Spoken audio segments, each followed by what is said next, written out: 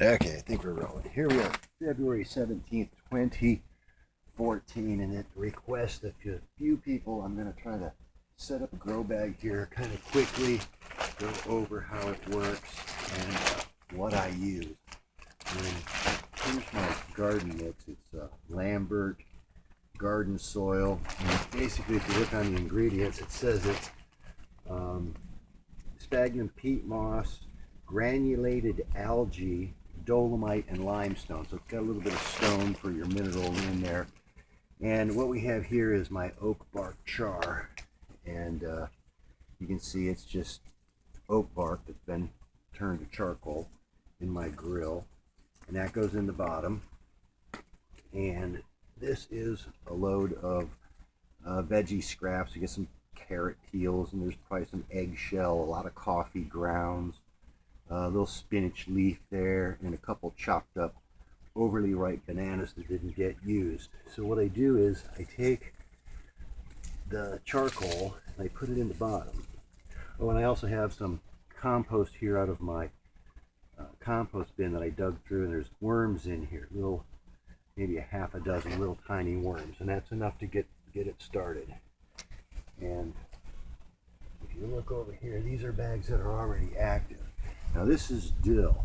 For some reason, when you put dill in here, you get an extra super abundant amount. Oh, there was a worm. It just pulled back in there. So a worm was just sticking out of there's another one. There's a worm right there. See that? There's a worm right there hanging in that bag. So I'll just take that worm and I'll drop that right into this new bag. And those worm castings are going to inoculate. Ooh, there's another worm. Wow, this thing's covered with them. I didn't even realize. Oh, there's another one. If I pull all this off of here, I'll get enough worms. Look, there's another one. Okay, so you pull a few worms off of another bag, drop them in there. I learned something again today. And you take your charcoal, and I just put a layer of this in there.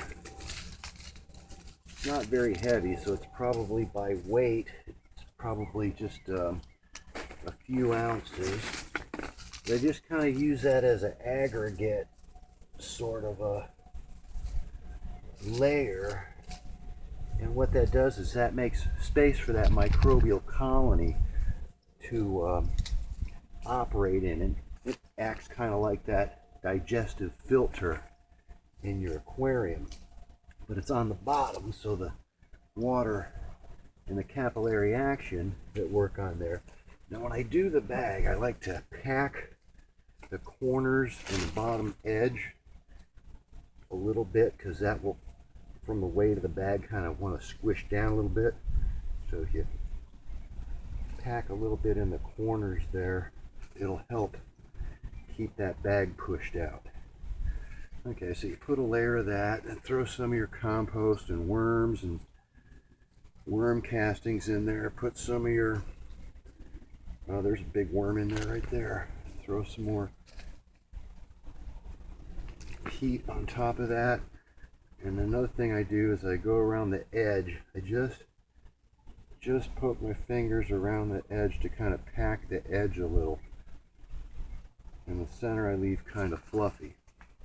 And you just layer that up, pack down the edges a little bit, put a little more compost in there, or a lot. That's all worm food right there. That's what your plants are going to grow with.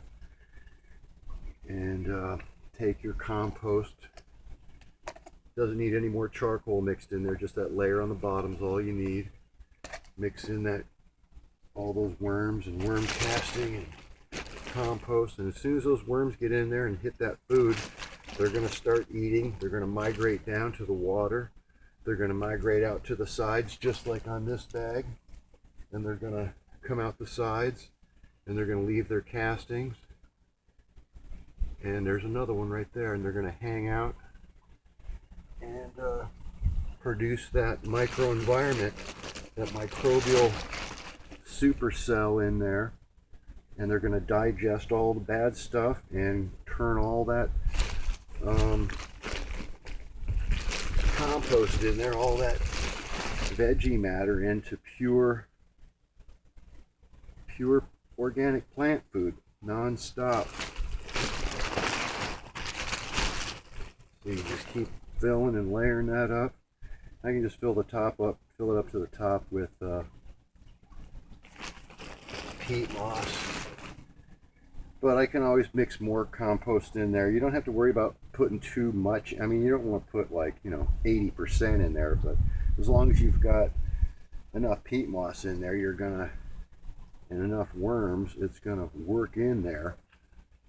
Oh, and the other thing is, here's a little wood ash. This is comes from the charcoal making process.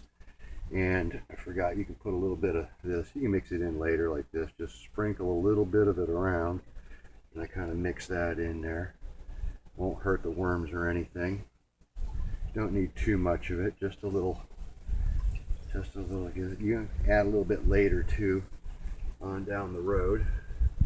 And I just dig out a hole like that. And we're going to plant rhubarb today. That's what this is here. First rhubarb I ever grew in Florida. And we'll see how it does. It likes the cooler weather, I think. I'm going to try to keep it in the shade a little bit.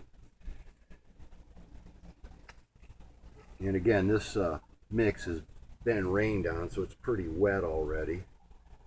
And there you go. You just drop that in the bag, and we can always adjust this, fill it up a little bit later.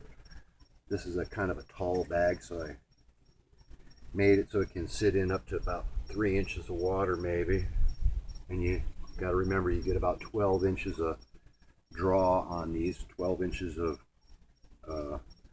lift for the water.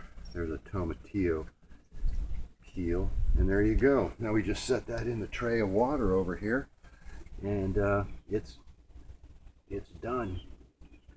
So that's how you set up that. Mesh grow bags, February 2014.